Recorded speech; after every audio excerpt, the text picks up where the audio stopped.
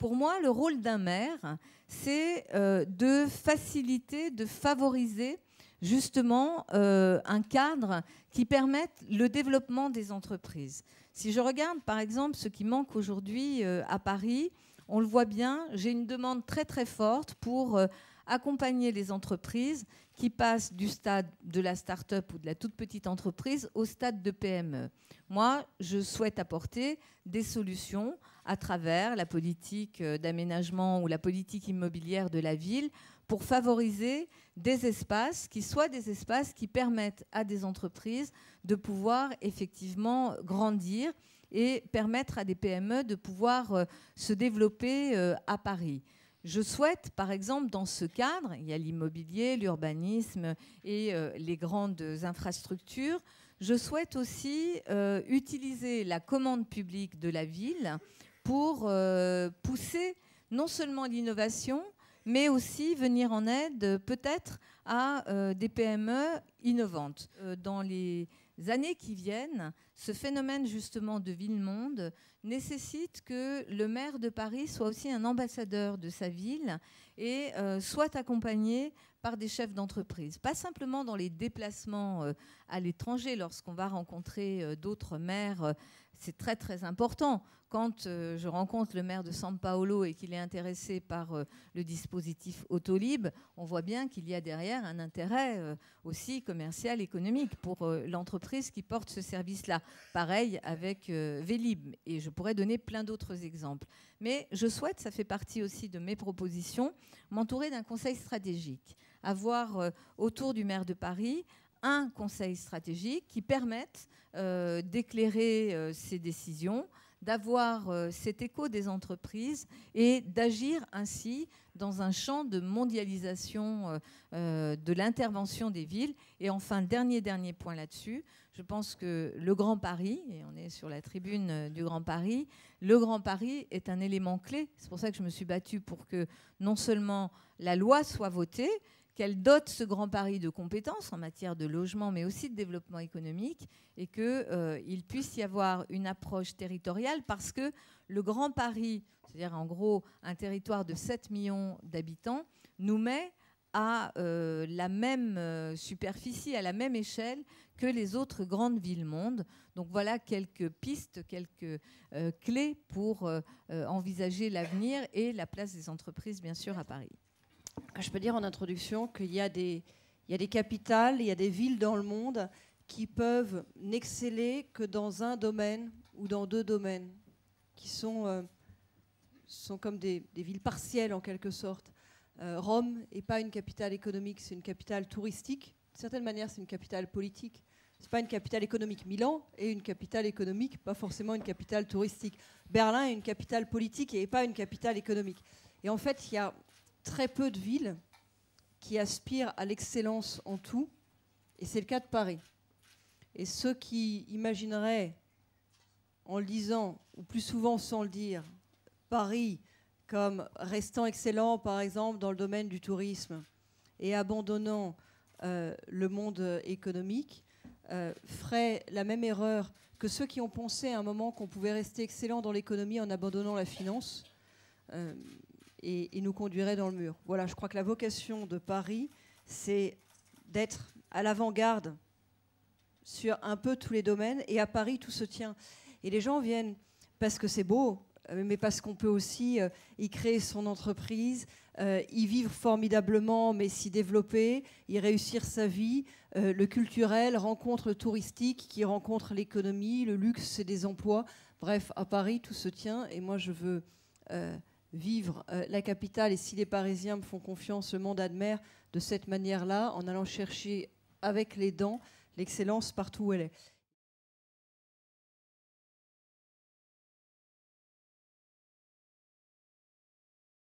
D'abord, les impôts ont explosé, toutes catégories confondues, nationales et locales, mais locales en particulier. Et contrairement à ce que disent les uns et les autres et aux engagements qu'ils peuvent prendre dans les médias, c'est prévu que ça continue. On va arrêter d'augmenter les impôts, mais les mêmes qui disent ça ont fait voter au mois de décembre à l'Assemblée nationale un texte sur le Grand Paris qui prévoit automatiquement une hausse de 35% de la cotisation foncière des entreprises. Parce que le Grand Paris, un mot sur le Grand Paris, je fais une incidente. Moi, je suis pour le Grand Paris. Paris, c'est 2 300 000 habitants. On a besoin de grandir pour faire la concurrence avec les métropoles mondiales. Mais je ne suis pas pour le machin administratif qui est en train de se préparer. Le Grand Paris, mon Grand Paris à moi, c'est le Grand Paris Express qu'on a lancé, le Grand Paris des transports. C'est le Grand Paris du rapprochement de la problématique logement et transport. C'est le Grand Paris de l'attractivité économique. Ce n'est pas la création d'une nouvelle couche administrative qui va coûter, de l'aveu même des intéressés, 3,4 milliards. 3,4 milliards, dont une partie sont des nouvelles dépenses. Et dans les 3,4 milliards, il y a 300 à 400 millions d'euros nouveaux à la charge des Parisiens, dans leur ensemble, entreprises et ménages confondus. Et ce financement, il se fait par homogénéisation des taux entre Paris et les départements de la Petite Couronne. Ça veut dire pour les Parisiens une augmentation de 35% de la cotisation foncière des entreprises et de 20% de la taxe d'habitation. Cette augmentation, ce n'est pas un projet où c'est un alignement automatique des taux prévus dans la loi. Donc quand on dit aujourd'hui, c'est vrai qu'on a beaucoup augmenté les impôts, mais on va arrêter, en fait c'est faux, c'est prévu de continuer. Moi, je veux me battre contre ces augmentations d'impôts, les contenir et, dans la mesure du possible, les réduire. Et ça nécessite en fait, à Paris, de réduire fortement les dépenses, de réduire fortement le train de vie, de revenir sur un certain nombre de gâchis, de gabegies, je peux en donner le détail, de ce qui est fait aujourd'hui dans une municipalité qui s'est habituée à être riche, notamment à cause des droits de mutation à titre onéreux qui ont explosé depuis 10 ans, et qui donc s'est habituée à dépenser sans compter. J'ajoute une deuxième chose, c'est que le problème, c'est pas seulement de payer trop d'impôts, c'est aussi ce qu'on en fait. Et j'y reviens. Le projet de Grand Paris actuel, c'est en fait pour moi le contraire de ce qu'il faut faire. C'est une nouvelle couche administrative sans supprimer aucune des couches existantes. C'est un Grand Paris des impôts. C'est un Grand Paris de la dette. En fait, ce qu'il y a derrière ce projet de Grand Paris, c'est juste la mutualisation de la dette de la Seine-Saint-Denis. Donc c'est un truc à 4 dans lequel il y a un gagnant, la Seine-Saint-Denis, qui fait mutualiser sa dette, 2 perdants, Paris et les Hauts-de-Seine, et puis un pour lequel c'est kiff-kiff, qui est le Val-de-Marne. Ça n'a aucun rapport avec une nouvelle compétitivité, ça n'a aucun rapport avec la nouvelle dynamique dont on a besoin pour relancer la région Île-de-France et l'attractivité de cet ensemble que forme le Grand Paris. Moi, je ne compte pas augmenter la fiscalité des entreprises. Je voudrais quand même vous rappeler quelques petites réalités d'une histoire récente. 37% des recettes de la ville sont fournies par la fiscalité des entreprises.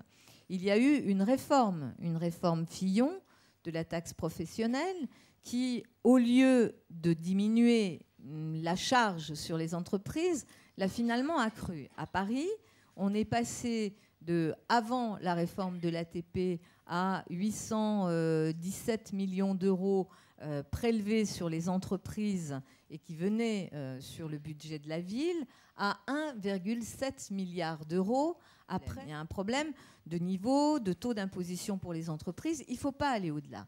Il faut que les entreprises soient en capacité, effectivement, d'investir, de gérer, de faire face aux difficultés auxquelles elles font face. Mais pour une ville comme Paris, qui mise sur le développement économique, donc qui investit dans des infrastructures, dans des aménagements urbains pour accueillir des entreprises, pour créer des conditions qui soient favorables au développement économique, on a besoin d'avoir un retour aussi sur cet investissement-là. Moi, ce que je propose, c'est qu'en matière de péréquation, on arrête les péréquations horizontales. La solidarité avec le budget de l'État, c'est très bien, mais je ne suis pas sûre que ce soit cette fiscalité locale des entreprises qui doivent être la source principale de cette solidarité nationale.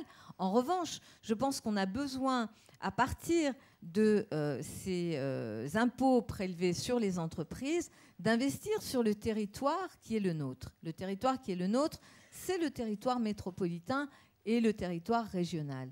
Et je pense qu'il faut que l'on puisse bénéficier du retour pour pouvoir investir dans ce Grand Paris en matière d'infrastructure, en matière de logement, en matière d'équipement, bref, tout ce qui peut accompagner aussi le développement de l'activité des entreprises.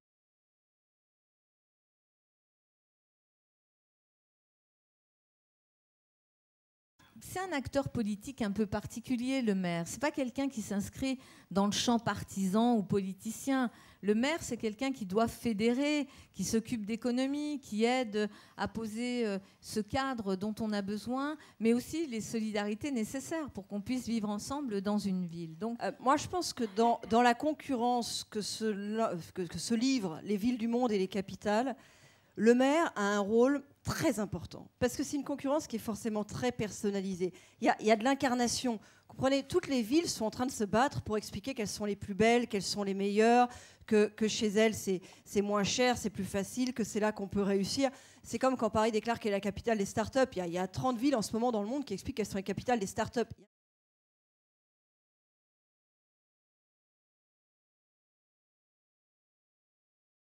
D'abord, sur l'ouverture des commerces ce dimanche, moi je suis très clairement, je l'ai dit depuis le début, pour l'extension et la création de nouvelles zones d'ouverture des commerces le dimanche. C'est quelque chose qui peut être fait sur la simple signature du maire de Paris, tout de suite. C'est prêt, les dossiers ils sont prêts. Le dossier Bercy Village, il attend la signature depuis 2 ans. Il faut précisément élargir la zone centre, notamment l'élargir aux rues du luxe. Là, les grands magasins, les grands boulevards, Bercy Village qui a été conçu au début pour être ouvert le dimanche. Donc il y a un certain nombre de boutiques de Bercy Village qui sont dimensionnées pour une ouverture le dimanche. Bon, et puis il y a aussi le centre commercial du Palais des Congrès qui est triste. Et puis un centre commercial fermé, c'est un peu glauque. Il y a plein de touristes dans le coin. C'est un pôle touristique qui va se développer, la Porte-Maillot. C'est vraiment dommage. Ça, on peut le faire tout de suite. Je ne suis pas pour une généralisation du travail du dimanche. En revanche, je suis tout à fait partante pour qu'on regarde sur les zones touristiques, qui sont les 7 zones touristiques qui existent. D'abord, est-ce qu'il en faut plus ? Est-ce qu'on se satisfait de ces 7 zones-là ? Qu'on regarde les problèmes qui sont posés en marge de ces zones touristiques, parce que c'est vrai, je prends souvent cet exemple, mais le Marais, qui est un secteur touristique, a quelques rues qui n'y sont pas, d'autres qui y sont, et donc à 3 mètres près, vous avez des commerces qui périclitent et d'autres qui sont très florissants. Donc il faut reprendre cela. Et puis il faut des contreparties, hein. Là je suis désolée, mais il faut quand même du volontariat, des rémunérations qui tiennent compte aussi du fait que travailler le dimanche, ça n'est pas simple.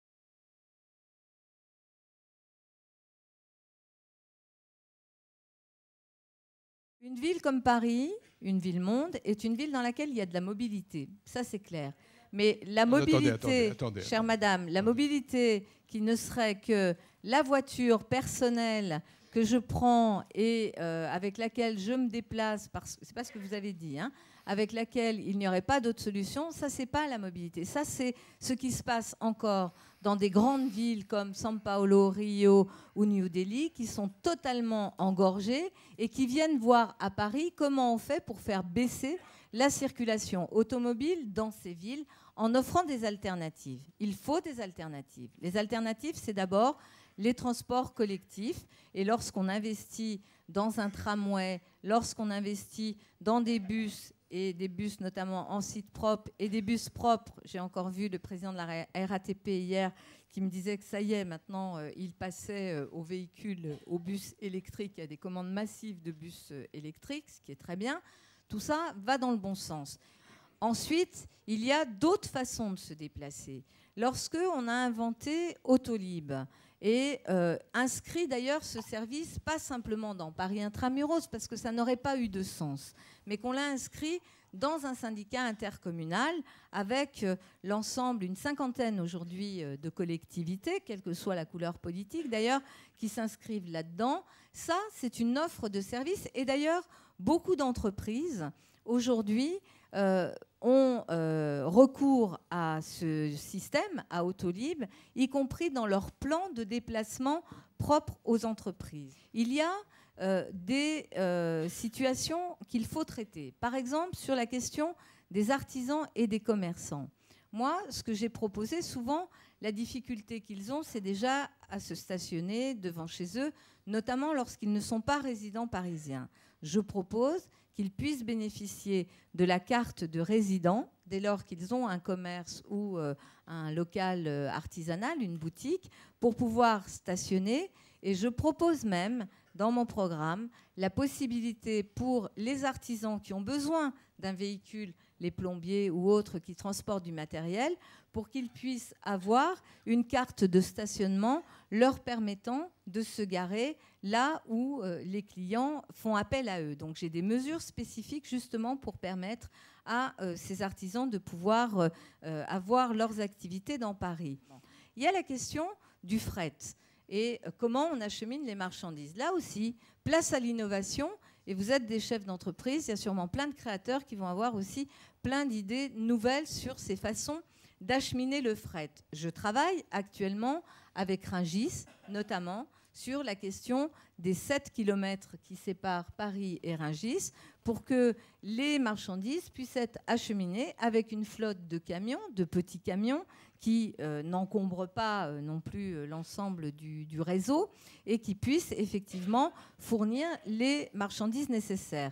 Nous avons développé avec une entreprise de distribution des aménagements portuaires qui font qu'aujourd'hui, Franprix, pour ne pas les citer, transporte par la Seine les containers qui ensuite sont déposés au port du Gros Caillou, au pied de la Tour Eiffel, et ensuite acheminés dans les commerces de proximité. On a travaillé avec une autre enseigne, avant Franprix, Monoprix, et là, c'est le transport par rail.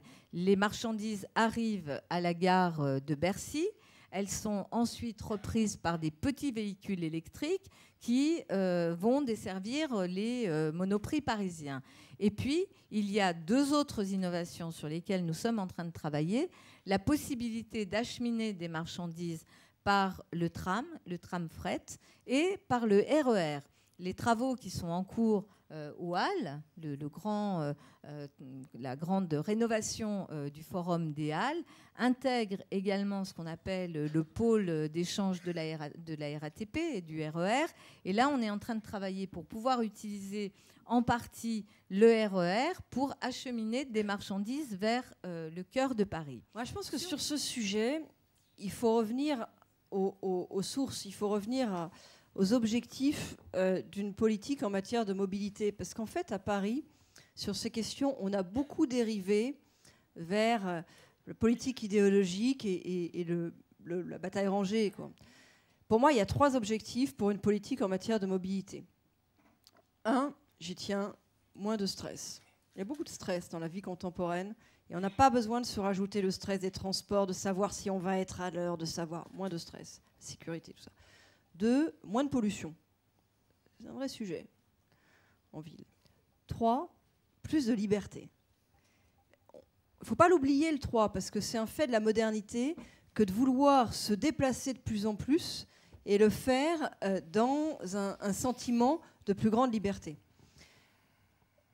Pour atteindre le 2e objectif, moins de pollution, il est assez raisonnable de vouloir réduire l'utilisation des véhicules les plus polluants. Mais la façon dont ça a été fait à Paris, qui a consisté à créer un gigantesque embouteillage pour dégoûter les automobilistes de l'aveu même de l'adjoint qui était en charge, le terme dégoûter est de lui, elle a abouti à un paradoxe, plus de stress, plus de pollution. Le nombre de jours où la qualité de l'air est mauvaise à Paris, selon Air Paris, a doublé entre 2001 et 2012. Et en fait, dans beaucoup de cas, moins de liberté. En tout cas, un sentiment, et pour un certain nombre de modes de transport, notamment l'automobile, de réelle moindre liberté. Sur le sujet sensible des voies sur berge, moi je trouve qu'il est raisonnable de vouloir reconquérir ces berges pour une commune. C'est ce qui a été fait dans beaucoup de grandes villes. C'est ce qui a été fait magnifiquement, par exemple, à Bordeaux. Mais ce qui a été fait là a été fait à la va-vite, sans études préliminaires, et en omettant un engagement qui pourtant avait été pris, qui était de ne faire aucune restriction de circulation qui ne soit compensée d'une autre manière. Qui est un engagement qui, pour moi, enfin d'autres l'ont pris avant, mais moi je le tiendrai pour eux, parce que je trouve que sinon on se retrouve à opposer les modes de circulation les uns aux autres. Et sur les berges, moi je voudrais bien mettre à l'étude une solution alternative qui consiste, notamment au niveau du musée d'Orsay, où le quai inférieur n'est pas très beau, à faire, il est plein nord et tout, à faire passer les voitures comme c'était le cas sur le quai inférieur, quitte sur le quai haut à élargir l'esplanade, parce qu'à cet endroit-là, l'esplanade, elle est belle, le quai haut, il est beau, mais à y réserver une voie bus, taxi, transport collectif, pour le coup à leur donner un avantage réel sur le quai haut.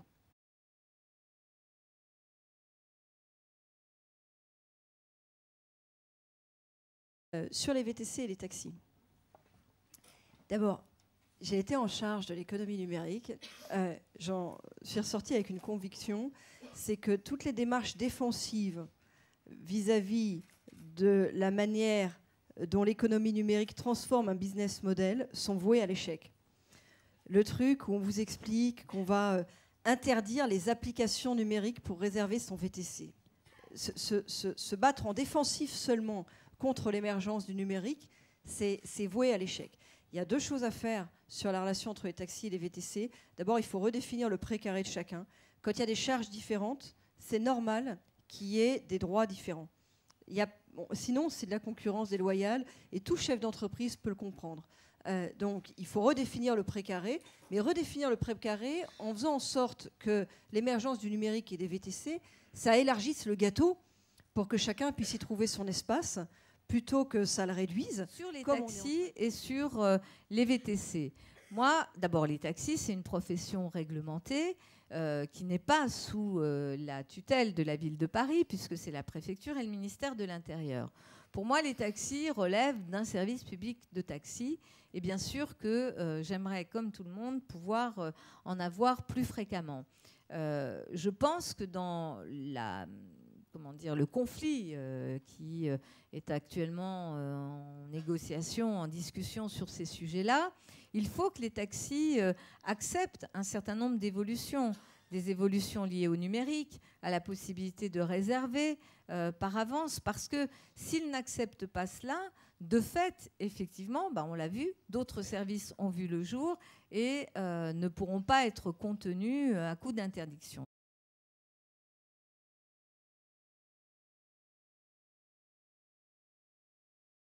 Qu'avons-nous fait ces dernières années? Je prends quelques exemples.